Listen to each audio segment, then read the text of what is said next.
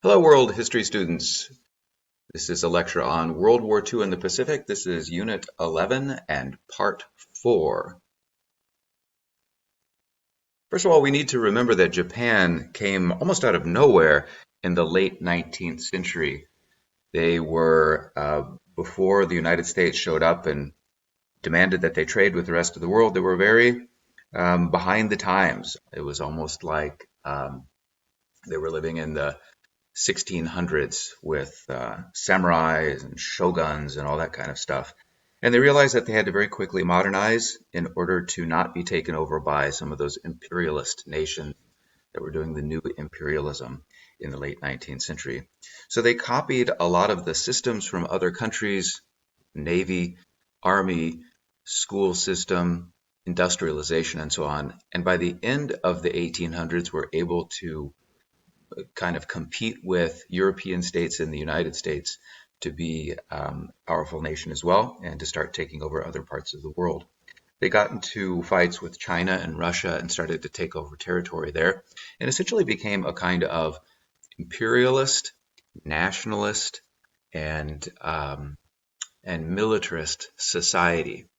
You might remember that they invaded Manchuria, or that part of China that is on the east coast of China, in 1931. This is part of the military government that took over in the 1930s. This is part of what they wanted to do.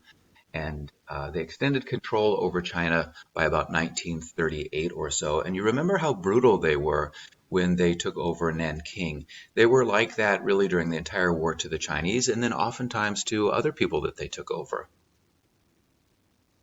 Now, the reason that Japan was trying to create an empire was because Japan itself is not really full of raw materials.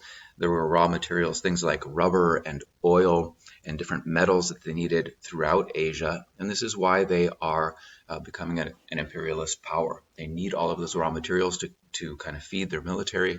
And so that's what they're doing. The United States, on the other hand, does not want Japan expanding and tried to shut down their search or their purchase of raw materials.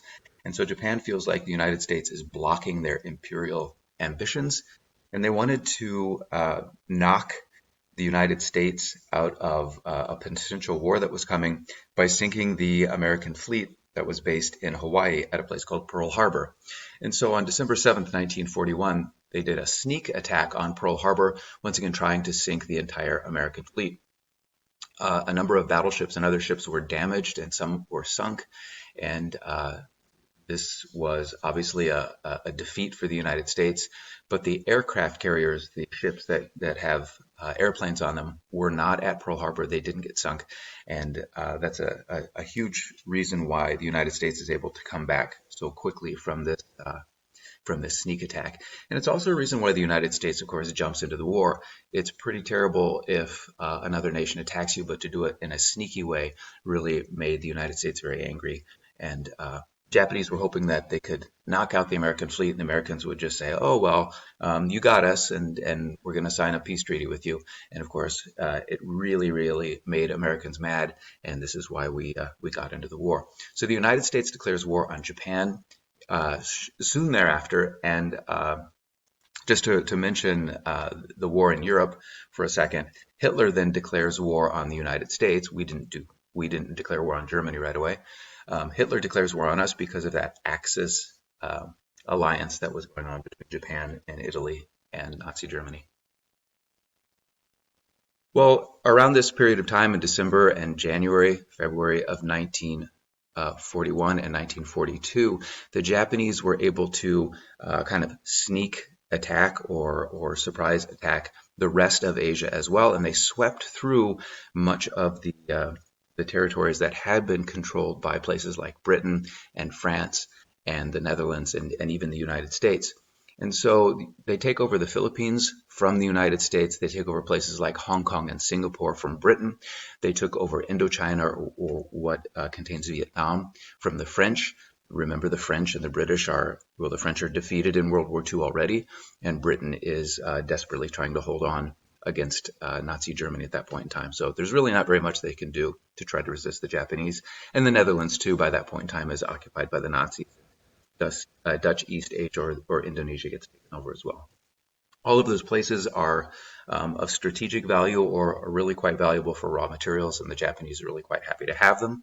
They say that they're liberating the Asian people who live in those places, but in reality, they're just becoming the new imperialist controller of those places, and don't treat the people who live in any of those places really any better than all of white people who had been controlling them for a number of years. Here's a nice map that shows you really the extent of the Japanese advances. You can see down sort of in the south and western part, places like the Dutch East Indies or Indonesia, and French Indochina, which is, like I said, contains Vietnam, and then the Philippine Islands sort of in the middle there. There's a whole bunch of islands in the Pacific, as you can see, the Marshall Islands, Wake Island, the Caroline Islands, and Guam and Mariana Islands, and so on. They become very important for the island hopping that happens here in just a minute. You can also see that the Japanese even advanced up into Alaska and took over the Aleutian Islands, or some of the Aleutian Islands that lead then to Alaska. And then you can also see outside of their control is Pearl Harbor and the Hawaiian Islands as well. And you might want to have a look at Midway Island, which is just to the west of Pearl Harbor. It doesn't look like it's that far, but it actually is quite far from Pearl Harbor. But that's the site of a major battle that I'm about to talk about. So Japan won all their early battles until the Allies, really just the United States, won at the Battle of Midway. The Battle of Midway was probably one of the first very large battles or sea battles where the ships never actually saw each other. It's all based on aircraft flying off of ships or off of aircraft carriers, and those airplanes flying around trying to find enemy ships, finding them, and then sinking them. And so the Battle of Midway is a battle in which the United States airplanes find the Japanese ships and attack them and sink a whole bunch of them. And the Japanese are desperately looking for the American ships and don't find too many of them, end up sinking some of them. But it's a huge victory for the United States, and it's the beginning of the end, I think, of the Japanese advance and the beginning of the Japanese defeat in World War II. It's kind of like the Battle of Stalingrad in the Soviet Union, if you want to think of it that way. The Allies then, mostly the United States, but some help from Britain and so on, began island hopping, or a campaign across the South Pacific, in which American troops would be landed on a beach, and then they would fight their way onto an island and try to get the Japanese people or the Japanese soldiers who were there to be defeated or to surrender. The Japanese oftentimes fought to the last man. You might remember they had this military code that thought that surrender was humiliating, and if somebody surrendered, they were really not worthy of mercy or human dignity or anything like that. And so this is really kind of a tough enemy to defeat because other troops around the world surrender and hope for survival, and the Japanese tend to not do that. The United States needed to get closer and closer to Japan in order to bomb it with heavy bombers, and this is the reason why they're attacking these islands one by one. They're skipping, though, a number of islands that are heavily defended, and trying to attack the islands that maybe have a little bit less resistance or easier to take over. But you can imagine that each one of these islands that is attacked, it's kind of like a little D-Day, an amphibious invasion, and it's a pretty horrible thing to have to jump off of a ship and run up into the beach and try to make it onto the beach and try to fight the enemy, who's oftentimes hidden or sitting behind different kinds of fortifications. Really tough losses in that island hopping campaign.